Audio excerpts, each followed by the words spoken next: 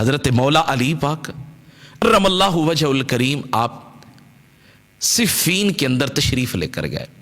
جب یہ معرکہ ہو گیا تو وہاں سے آپ کی ایک زرہ وہ ایک کڑیوں کا بنا ہوا لباس ہوتا ہے جو آلات حرب سے پہننے والے کے جسم کی حفاظت کرتا ہے.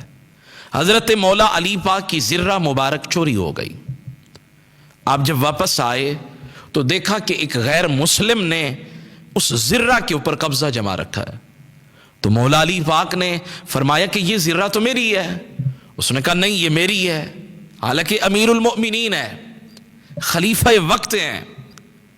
ہر جگہ حضرت مولا علی پاک کا حکم چلتا ہے، ہر جگہ پہ مولا علی کا فیصلہ چلتا ہے. وہ رعایا ہے، آپ حکمران ہیں، آپ حاکم وقت ہیں، خلیفۃ المسلمین ہیں، مولائے کل ہیں، امیر المؤمنین ہیں. لیکن حضرت مولا علی پاک نے فرمایا او بھائی یہ زرہ میری ہے. اور آخر کار یہ مقدمہ قاضی شرح کی عدالت میں چلا گیا. قاضی شرح نے حضرت مولا علی پاک اور اس غیر مسلم کو سامنے کھڑا کیا اور پھر دونوں کی باتیں سنی. مولا علی پاک نے مقدمہ دائر کیا کہ یہ زرہ میری ہے. وہ انکاری تھا کہ یہ زرہ ان کی نہیں، یہ میری ہے. مولا علی پاک سے قاضی شرح نے کہا کہ آپ کے پاس کوئی گواہ بھی ہیں؟ تو مولا علی پاک نے فرمایا میرا بیٹا، بڑا بیٹا امام حسن مجتبی وہ اس بات کا گواہ ہے، اور میرا غلام قمبر بھی اس بات کا گواہ ہے کہ یہ زرہ میری ہے. وہ غیر مسلم کہنے لگا تمہارے دین کے مطابق بیٹا اور غلام وہ تو انتہائی تمہارے قریب ہیں، ان کی گواہی آپ کے حق میں کیسے معتبر ہوگی؟ اور قاضی شرح بھی کہنے لگا کہ آپ کے بیٹے کی اور آپ کے غلام کی گواہی آپ کے لیے معتبر نہیں ہے، کوئی اور گواہ ہے تو لائیں، وگرنہ آپ کے حق میں فیصلہ نہیں ہوگا.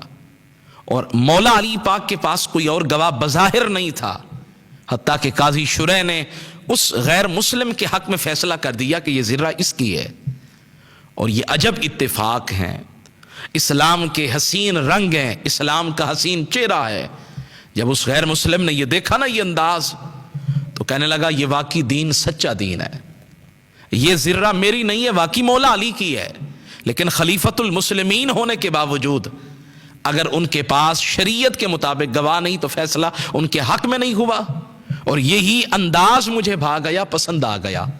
اب جلدی کیجئے، جس نبی کا کلمہ آپ پڑھتے ہیں اس کا کلمہ مجھے بھی پڑھائیے، لا الہ الا اللہ محمد الرسول اللہ.